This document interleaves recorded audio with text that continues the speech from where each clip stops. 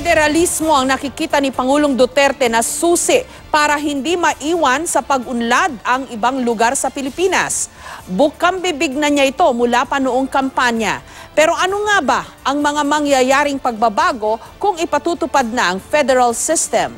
May report si Rafi Tima. Bago pa man mahalal bilang Pangulo, matagal ng bukang bibig ni Pangulong Rodrigo Duterte ang federalism. Ito ang susi para ang mga lugar tulad ng Mindanao hindi mapag-iwanan sa pag-unlad. Sa ngayon daw kasi, sa tinaguriang Imperial Manila nakabuhos ang pondo at atensyon ng pamahalaan. Kaya sa kanyang unang State of the Nation, malinaw ang nais ng Pangulo. If you hurry up the federal system of government and you can submit it to the Filipino people by the 4th, 5th year, kasi proseso yan you call for a referendum, and after that, call for a presidential election, I will go. Sibat na ako. Sa ngayon, isang unitary form of government ang Pilipinas tulad ng halos lahat ng bansa sa mundo. Pero ilang mauunlad na bansa kabilang ang tinaguriang pinakamakapangyarihan sa mundo, federalismo ang pinaiiral.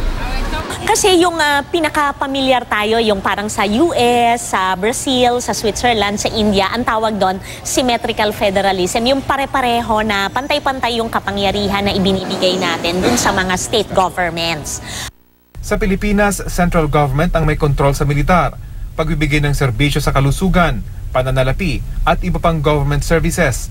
Ang mga lokal na pamahalaan, kailangang magpaalam kung may nais silang baguhin sa mga pulisiyang pinaiiral ng central government.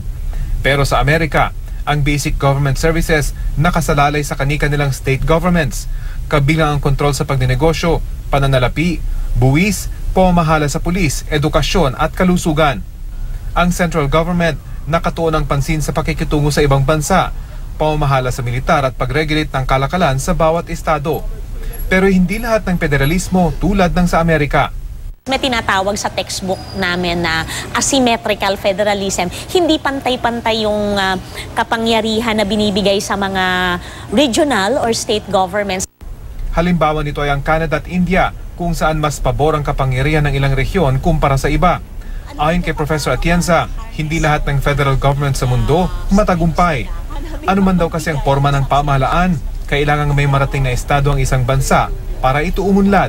Nakakatulong yung sistema pero importante pa rin yung yung kombinasyon ng institutions, ng political parties, accountability ng mga local elites at saka ng national elites at saka meron kang educated and empowered na mga tao.